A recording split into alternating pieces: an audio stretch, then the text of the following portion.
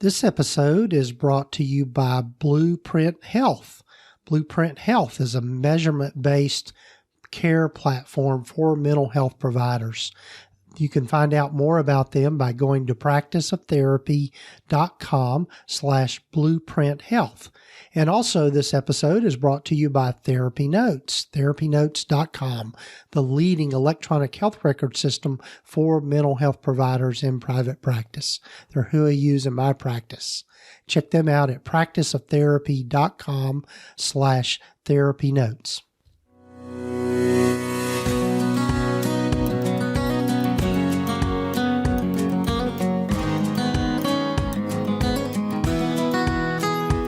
This is the Practice of Therapy podcast with Gordon Brewer, helping you to navigate your private practice journey.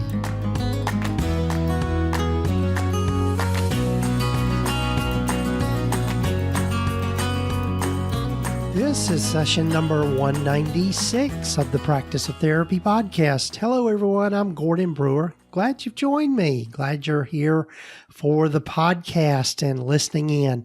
I'm looking forward to you hearing from my guest today. You know, one of the dilemmas, or kind of be a little bit of a dilemma, are the ways in which we can get our continuing education hours. And one of the things that I tend to do, and I hope you're not like this as well, but I tend to procrastinate and get all mine in at the end of the year, because I think at the beginning of the year, you just, it's not on your radar screen, but come to the end of the year, and depending on how it's required, your requirements are in your individual state, continuing education can be something that we put on the back burner. But my guest today, Lani Chin, Dr. Lani Chin, I'm looking forward to you hearing from her, because she has really done a wonderful thing by creating an app that gives us a way to track our continuing education hours. And so I'm looking forward to you hearing from her. And she was just a delight to talk with. And so, again, I'm looking forward to you hearing from her. But before we get to Dr. Lani Chin, I'd like for you to take a look at the pre-launch phase of the Google Workspace as a practice platform course that I've created, along with the help of one of my colleagues, Ed Dara. And Ed was on few episodes back. We'll have his episode in there where we talk about using Google Workspace as a practice platform. But he and I have kind of dove in deeper in creating this course and collaborating some on that. But we're in the pre-launch phase of that course. And during the pre-launch, you can go ahead and get access to the content that's already uploaded there. Plus, there's much more to be added, but you can get the course at a discounted price. So if you go over to practiceoftherapy.com/GWS platform, you can go ahead and get in on the early bird pricing for that course. And once we get all the content in on that course, the price will go up. So take advantage of that. And in this course, we just dive in deeper of how you can use the tools of Google Workspace that I cover in the other course that I've got out there, just Google Workspace for Therapists, which just goes over the general information about how to use the different tools in your practice. But in this course, using Google Workspace as a practice platform, we dive in deeper into using the tools as a platform in your practice. And the one thing that's great about Google Workspace is that it can be used in conjunction with a lot of other applications. For example, in my practice, I use both Google Workspace and TherapyNotes in my practice to manage my practice. TherapyNotes is really there to kind of manage the clinical side of things, and I use Google Workspace as a management tool for the business side of things. And so we're going to talk about all the different ways in which you can do that in this particular course. So check it out at practiceoftherapy.com/GWS platform. And there's a couple other things that I wanted to mention here before we get to Lani. boy, September's a busy month when I think about it. But one of the things that I mentioned in last week's podcast, in my interview with Austin Kirkland, was the Brighter Vision Fall into Cash campaign that's going on right now. And there are a lot of free resources and giveaways available through that. And I would invite you to check that out. And you can get to that by going to just simply to brightervision.com /2021 cash. And we'll have links here in the show summary and the show notes to check out those resources. That's all for the month of September, which September 2021, which is when this episode is coming out. And also, I'll be participating in that. I'll be doing a webinar within that on using Google Workspace, as I mentioned before. So you can check that out. And also, my friend Marissa Lawton, and I realize I need to get Marissa back on the podcast here. It's been a while since she's been on the podcast, but Marissa is holding a free webinar on September the 27th, and that is going to be 7 p.m. Eastern Time, 4 p.m. Pacific Time, and it's going to be on 3 surefire ways to grow your online audience. You know, one of the things that happens for us as therapists is we can tend to get burned out. And so one of the things that tends to help with that is finding other creative ways to generate income for ourselves and just outside the therapy room. So Marissa is going to be talking about that in this webinar. And if you'll go to practiceoftherapy.com /Marissa, just MARSSA. That'll get you to the right place to register for the webinar. I'm looking forward to hearing this content from Marissa, and she's put a lot of work into it. So kudos to Carissa. And then finally, before we get to Lani and our sponsors, I'd like to remind you about Killing It Camp. It's going to be virtual again this year just because of the rising COVID concerns, but you can find out more about that. I'm going to be participating in that as well, and you can find out more about that at going to practiceoftherapy.com KIC 2021. That's practiceoftherapy.com KIC 2021. So there we go. So that was a lot of announcements and just letting people know about all that's going on here in the month of September. So before we get to Lani, I'd like for you to hear from our sponsors, Blueprint Health and TherapyNotes. You know, one of the best ways to serve clients in your practice is through measurement-based outcomes. In fact, more and more third-party payers, aka insurance companies, are demanding measurable outcomes. And with more and more emphasis on good mental health, having a way to measure your outcomes just makes sense. I would like to introduce to you Blueprint, the all-in-one measurement-based care platform that helps behavioral health providers grow top-line practice revenue, increase clinician satisfaction, and deliver more effective care. Blueprint's intuitive platform administers, scores, and charts hundreds of symptom rating scales to give clinicians deeper insights into how clients are progressing. And you may be eligible to get higher reimbursement rates for each administered outcome measure. So be sure to check them out and get your first month free by going to practiceoftherapy.com /blueprint health. That's practiceoftherapy.com /blueprint health. And also, today's episode is brought to you by TherapyNotes. You know, as your practice grows, the systems and processes you have in place will keep your practice running smoothly. That's why it is important to have an electronic health record system that is specific to mental health providers. TherapyNotes is a complete practice management system with everything you need to manage patient records, schedule appointments, meet with patients remotely, create rich documentation, and bill insurance, all right at your fingertips. Their streamlined software is accessible wherever and whenever you need it. They are who I use in my practice. And I mentioned that they are one of the top electronic health record systems for mental health providers.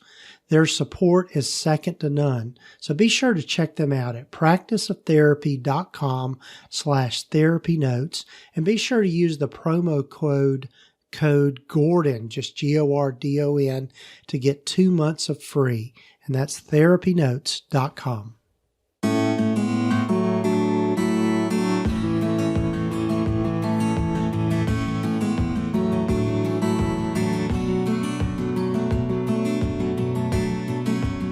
Well, hello, everyone, and welcome again to the podcast. And I'm so glad to have with me today Dr. Lani Chin. And I got to connect with Lani through a mutual friend, Joe Sanok. I'm giving Joe a lot of shout outs here lately. But anyway, Lani, so glad to have you on the podcast.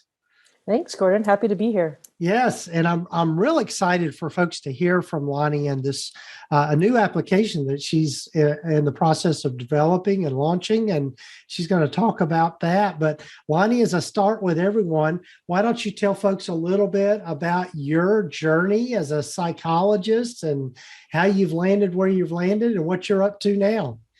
Sure. So I've been a psychologist since 2012. Before that, I grew up in San Francisco, and I always enjoyed observing people in Golden Gate Park. I was really lucky to grow up around that neighborhood. And so as a people observer, I learned very early on that I think that's my thing. Mm-hmm. And so I also was really lucky in that I studied psychology during my undergrad and was able to stay focused on that. So I didn't have any real maybe changes related to my occupation. I stayed with psychology, focused on it, and was able to follow that all the way through. So I started my practice in 2012. Before that, I worked in a psychiatric hospital. I worked with kids in a group home setting. And kind of along the way, I wasn't really sure if I was going to be in the field of psychology or if I don't know, maybe I thought that I was really interested in animal behavior. And so I've been very curious about the melding between the two, what the similarities are and kind of the differences as well. But there are definitely a lot more similarities than differences. And so I had a brief stint in working as a receptionist in a veterinary hospital. And that kind of turned into like a triage nurse kind of a situation. Mm-hmm. And so then I was kind of doing both careers at the same time, but I knew it really wasn't about the medical aspects of taking care of animals. It was really about the animal behavior part. And so after I got licensed and I had been in my practice for a little while, I decided I wanted to volunteer for the Monterey Bay Aquarium. And I've been working with sea otters. And interestingly, there are a lot of similarities between psychology, animal behavior, and working with otters. Mostly that otters are very adaptive to boundary setting. Mm-hmm. And so if you are able to set boundaries, they respond. And so working with them weekly, I also bring some of that into my practice. And so it's just been a melding of a lot of different life experiences, but at the core, very curious about human behavior and wanting to observe human behavior and just being really into that. Oh, wow. That is so cool. I just, one of the programs that my wife and I watch every now and then is the aquarium. I think it's on the Animal Planet or something like that. And I just remember some of the things going on behind the scenes where they're training the otters and teaching them how to really mainly so they can give them medical care and that sort of thing. So that is so cool. I don't think I've ever met anybody that's connected with otters like that. So that's really cool. That's cool. They're food motivated. And so that really helps. Yeah. So that is like humans. Exactly. Yeah. Oh, that's cool. That's so cool. So in your practice, what sort of specialties do you have? So I work with people that identify as being different. So whether they are cultural minorities or people in the LGBTQ community, Mm-hmm. those are mostly the people that I work with. I work with individuals and couples and really anyone that identifies as being different. So whether they're part of either of those groups or they have just a mental health diagnosis, but people mostly that feel like they're on the outside. Right, right. Well, that's such a need for that, and that's Hmm. that's I think just with all the focus on mental health this past year with COVID and all of that, that's just I'm thrilled to find other people that are passionate about those kinds of things. So Hmm. yeah, so And just the level of isolation in general, hmm I think, hmm amidst the pandemic has been incredibly difficult. So what I've found is people that already feel like they're kind of isolated because they feel like they're different. On top of the isolation from the pandemic, it's been just kind of a double whammy for a lot right. of my clients. Right, right. Yeah, that's great. That's great. So I know one of the things that we wanted to talk about is this venture you've taken on, or this project you've taken on of creating a new app. And so I Yeah, want you to tell folks about that. And I've, sure. you know, I was when I kind of read up on what you've been working on in the CE Hub. One of the things that I was always reminded of is when it comes time for me to renew my license and having to collect all of my CE certificates. And you've kind of found a solution to all of that. All of Hmm. that. Yeah, yeah, you certainly aren't alone. That's the beginning of CE Hub. Yeah. So I will tell you my story regarding just the beginnings of the app. Back in 2018, I had bought a house in LA with my partner, and we had been in LA for maybe 15 years. Um, and at that time, we were meeting for coffee. We were super excited about having the house. So we just decided to meet for coffee one day. We were just hanging out, and I said, okay, I have to go. I'm going to go home. And when I got up to the house, I noticed that the door was kind of open. Hmm. And I thought that was really weird. And so I opened the door fully. And since we had just gotten there, I mean, there were boxes everywhere already, but this was definitely a house that had been like ransacked. And so they went Hmm. through all of our stuff. And of course, amidst that, they took my computer and they took my computer that had all my continuing education certificates on there. Oh my And gosh. that was really hard. But of all the things that they did in the house, so they took my grandma's jewelry, the jewelry that she had shared Hmm. with me. Um, they took my tweezers, which was just bizarre. I don't know Hmm. why you would take someone's tweezers. But the funniest part was I had a maybe 10-year-old Dell computer that was just out. It was very easy to take, but it was massive. It was very, very heavy because things Hmm. have definitely shrunken as Hmm. technology has advanced. And so it seemed like they looked at that computer, probably lifted it and said, nah, we're not going to take that thing. It's Oh a my gosh. behemoth. Yeah. Uh-huh. Oh So, man. yeah, they took my nice computer. It had all the certificates. And I said, oh my gosh, I have no idea. I like to diversify my learning. And so I take courses that are offered through lots of different companies on all sorts of different topics. And so I said, I have no idea where I took them. I don't know when I took them. And so I can't even backtrack and Hmm. try to email those companies and ask them for reprints. Um, so fast forward, I relocated from LA up to Monterey, which is in Northern California. And that's how I'm able to work with the otters. And I was walking my dog one day and I thought, wow, that was crazy. They took my computer, they took all that stuff. But what if those certificates were like saved in an app or in the cloud, or my life would have Hmm. been a lot easier Right, if right. that had happened. And so I thought, well, what if there was an app? And that just became the beginning of thinking about what it would look like to have an app, and also wanting a project amidst the pandemic. I mean, we're all Hmm. pretty just hunkering down and Right. inside a lot, and so I thought, well, I have a lot of extra hours. Why not try something else? Right, right. Well, that's so cool. So, how does the app work? How is it set up? Yeah. So people just log in, and the first screen asks you questions about the certificate that you've earned. So, like the title and the number of credits that have been earned, and whether or not it was a live course. Because in some states, like in California, a psychologist needs to do a certain number of live units. And so you can indicate that on the app and then save a copy of the certificate as a PDF within the app. So you Mm-hmm. enter that, and then you enter in your license information. So, what your profession is: a psychologist, marriage and family therapist, licensed clinical social worker, or licensed professional counselor, and the state that you're in, the number of units you need to complete, and whatever sort of specifics you need to complete. And what I really like about that part in entering the specifics that you want to complete, you can actually keep kind of a mental goal for yourself. Like, let's say you want to pursue EMDR training, or you want to have X number of diversity credits that you've earned.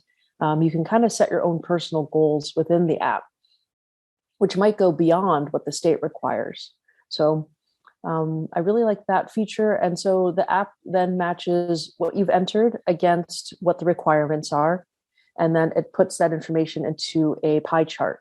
So it Mm-hmm. graphs out how many Oh, certificates you've done, and then it breaks it down by category according to what subject area the credit was in. And it stores the certificates for you. So it's all through PDF. And then if anything happens where you need an additional copy of the certificate, you can get on there and email the PDF to yourself. awesome, awesome. I love the way that's organized, and yeah, I think one of the things that I'm guilty of doing is procrastinating about getting my CE credits, and Mm-hmm. then end up trying to scramble at the end of the year Yeah. to get it all pulled together. But I think maybe having an app might remind me to kind of look at that earlier Mm-hmm. on rather than kind of pushing it Scrambling. to the back Yeah. burner. Yeah. It's an uncomfortable way to live. Yes, it to is. scramble. And Yeah. something else, when I was kind of talking about the idea of the app with colleagues, one of my colleagues had shared a story with me where he had all his certificates organized, and he submitted them to the board, and then the board kicked them back, and they said, "You're short one." And then Hmm. it turned out he had miscounted.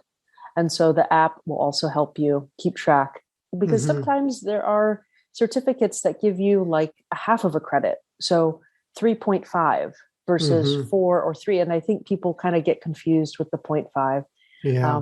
because we're not all fans of math. So Yeah. sometimes it's just hard to keep up with all that. Right.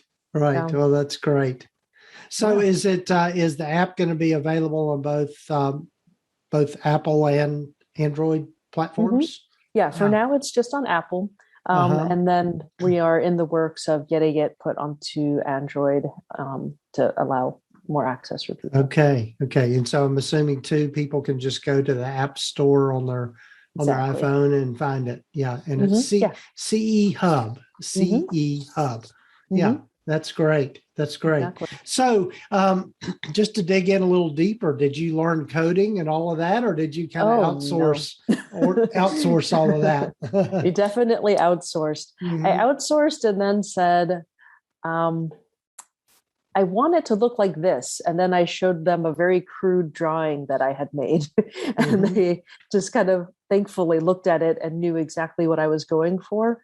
Hmm. Um, so what I did was I first started with a wireframing of the app. And so I said, I want this screen, and then I want this screen and this screen, and I want the functionality to do these things. Hmm. Um, and I've just been really fortunate that they could translate what I drew and actually made a pretty nice representation of what I had imagined. So that was pretty much just, it went from, I think I used PowerPoint. I made a PowerPoint presentation and drew shapes. And I said, I think this is what I want here and here and here. And Hmm. then they translated that into the application. Right. How did you find the people that would put it together? I interviewed a ton of people Mm-hmm. because I wanted people to have at least some knowledge of what mental health workers do, what psychologists do, and to at least know what mental health is. So very broad, where therapists, like we're not psychics. We don't tell people what to do. We can't see the future. Just that people knew what mental health employee or mental health workers did in general. That Mm-hmm. was very much my broad criteria. Right, right. So did you use something like Upwork or something like Mhm. that to find people? Yeah, Yeah. Upwork. And I asked different colleagues if they had ever done anything like this. And I wanted to know if someone knew someone who knew someone.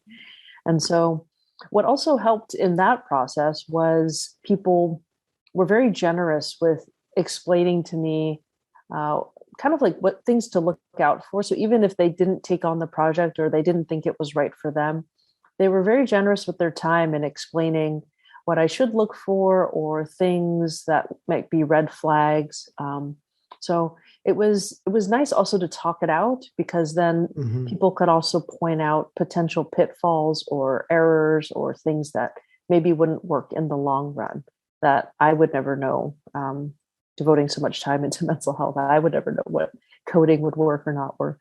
Right, right. Yeah. And for folks that might not be familiar with like Upwork, that's just simply a service that you can Google it, upwork.com, I think it is. And Mhm. it's a wonderful way to connect with freelancers and people across the globe that do specific projects for people. I've used them before with some projects that I've done and had great Mhm. success with it. And so I love that. So yeah, Yeah. the other thing too that I think is worth maybe pointing out, just from the I guess getting your thoughts on this, Lonnie, Mhm. is the value of diversifying your income and what you do. You want to Yeah. say something about that? Sure. So when I started my practice, I knew that I didn't want to, I guess, have a very traditional 40-hour work week. And so I knew that my sweet spot in terms of number of clients would be maybe 20 to 25. And I could do really good work and be very present for my clients. And I knew that being in private practice would also be a pretty isolating experience. And so previously, I had also had some anxiety around public speaking. And so I Mhm. really wanted to push myself. And I took up teaching and I started teaching part time. And so if I couldn't get enough clients, or let's say some people had dropped out, I knew I could rely on teaching. And so I didn't want to have all my eggs in one basket. And I also like just being able to do a variety of things during my work week. And so I definitely knew I wouldn't be the type of therapist to just have 40 clients a week and spending my time doing something like that.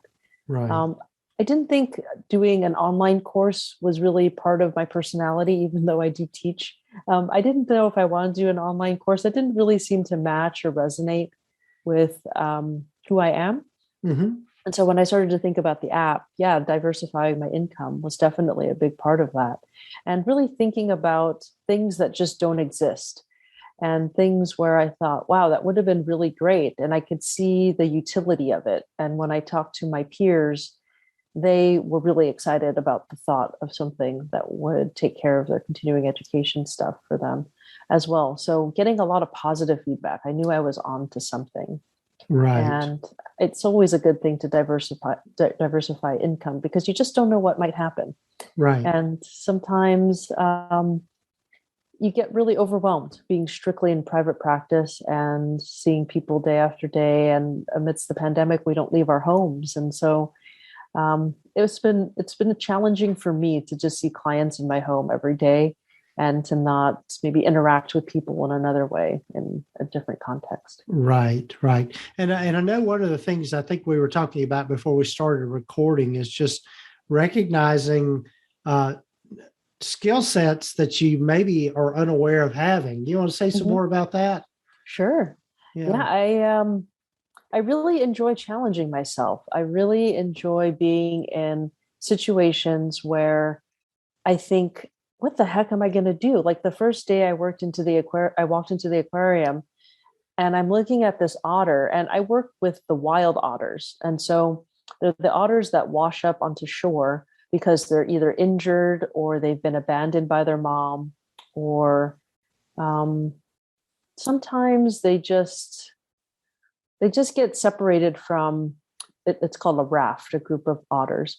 And so these are the very vulnerable otters that we take in. And the point is always to get them back up to a level of health where they can return back to the ocean. Mm-hmm.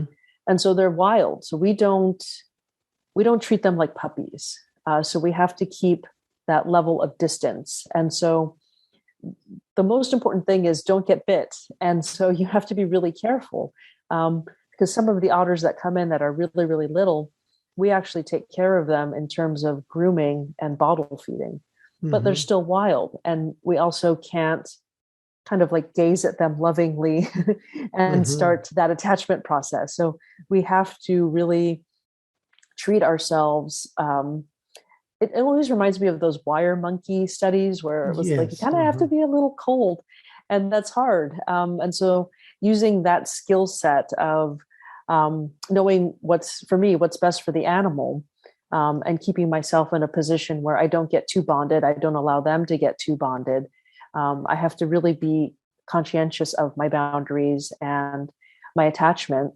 And that was something that I didn't know was going to be so relevant in working with wild animals. The boundary setting and just trying to be really conscientious of that, which actually reminds me of my previous work in working with kids that were part of the foster care system in the residential group home setting. I had to be very conscientious about my boundaries and encouraging them to also have really good boundaries, because most of the clients didn't really understand boundaries. So when we worked with them, we had to model what good boundaries would look like. So there's some of that skill that I never thought I would use again, because from that experience, I knew I didn't want to work with kids. And so I thought I would only work with adults. But Right. I also never imagined working with otters. So life kind of surprises you with things and you just go with it. Yeah. Yeah. The other thing, yeah, as you were speaking about all of that, I had also worked in foster care back many, many years ago when I was working for a nonprofit agency. And, one of the things that I remember learning in that experience is that there's so much that we do know that we kind of take for granted. And it's because it's kind of like, okay, I know this stuff, but I'm not really sure how I know it, but it does apply. So, I mean, like basic parenting. I mean, it was just, I knew about parenting just by virtue of my life experience, but I remember working with, I was also doing intensive in-home therapy with at-risk youth and going into those homes and finding out that, these parents really kind of lacked some basic parenting skills that a lot of people take for granted. So, I mean, I guess my point with all of this is that just going back to the diversifying income and my skill sets and all of that is that I think it's good to kind of do a deep dive and not take for granted that other people know this same stuff. And so you've got a gift in a way that you can share that and teach people these skills and these things. So, and you're fortunate enough to teach it to otters. Yeah. And it's also, what I think was really cool with doing the app, it was the process of letting go, like really trusting that the programmers were going to do what needed to be done, and that they would do it in a time frame that would make sense. And it's been a challenge for me to just trust that things are going to work out in the end. And similarly with the different endeavors that I take on, I have to just not try to control every aspect of it. Right. When I trust that it'll work out, or even if it doesn't look the way that I thought it was going to look, it's probably what was meant to happen. And like buying a house in LA, moving in and then leaving and just trusting, well, this is maybe an indication that I am ready for another chapter in my life. And Right. leaving Right. LA was probably a pretty good decision for me. Yeah. Yeah.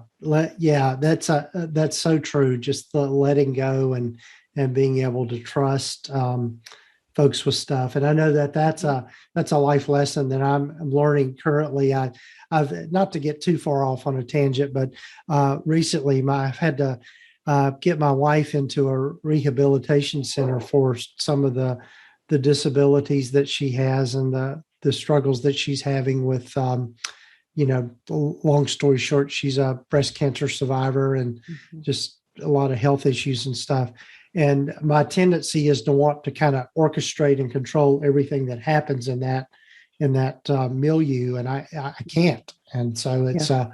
a process of letting go. And I think too, in terms of our business, outsourcing things Mhm. requires some letting go. They're not going to do it exactly like we do it or would Exactly. want to do it for ourselves. But like you said, is to be able to trust that, okay, this is going to be done and it's going to be okay and it's going to work out well. Mhm. Yeah, I love that. I love that. So didn't mean to get so philosophical here, but this is great. I love this, Lani. So I want to be respectful of your time, and I'm so glad we've got to have these meaningful conversations. But tell folks more about how they can get in touch with you and where they can find you and all that kind of stuff. Sure. So the app is on Facebook and Instagram, meaning it has a Facebook and Instagram page. So you can certainly find us on those two avenues. And the app is available in the App Store, and it's free to download, so everyone can kind of get on there and experiment it and try it out.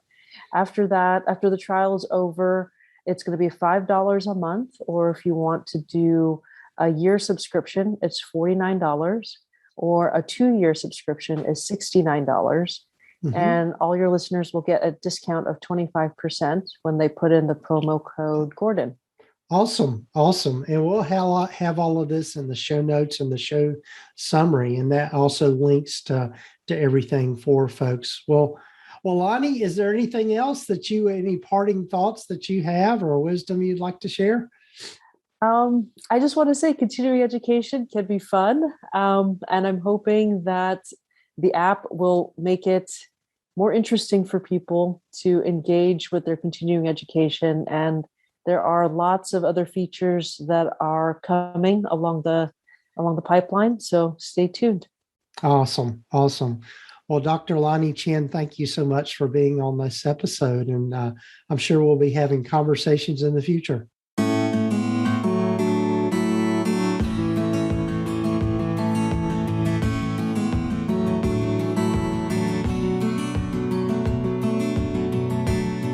One of the things I love about doing the podcast with folks like Lani is the fact that we get off onto these kind of side conversations and go in new places. I just loved hearing her stories about the otters and how it relates to what we do now in our practices. And I think the take home for me from Lani is that we do have, as therapists, a huge skill set that translates in so many ways. And so our knowledge of psychology, our knowledge of people and all of that can help us serve people in other ways and also bring us the benefit of diversifying our income. So thanks again to Dr. Lani Chin for sharing all of this with us.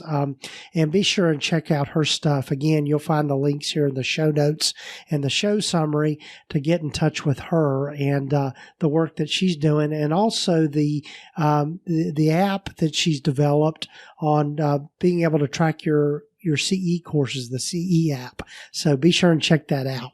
So again, thanks to our sponsors, Blueprint Health and also TherapyNotes. They are two wonderful products that I can highly recommend.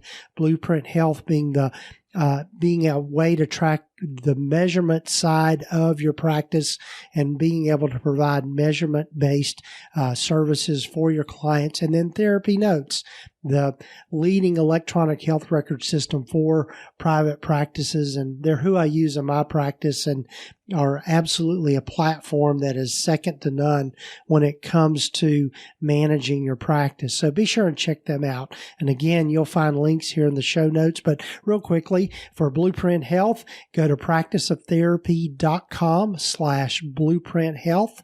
And then for Therapy Notes, be able to you can check them out at practiceoftherapy.com/Therapy Notes. And so again, folks, thanks for joining me for the podcast and being with me on this journey. And be sure to take time to follow the podcast wherever you might be listening to it. And you'll notice that I'm not saying subscribe anymore because most of the podcatchers have changed it from subscribe to follow. So follow us wherever you might listen to your podcast, whether it be on Apple Podcasts or Stitcher or Spotify or any of the other numerous podcatchers out there. And leave us a review and give us a rating. It always helps other people to find us. And again, thanks for being with me on this journey, and we'll be talking with you next week.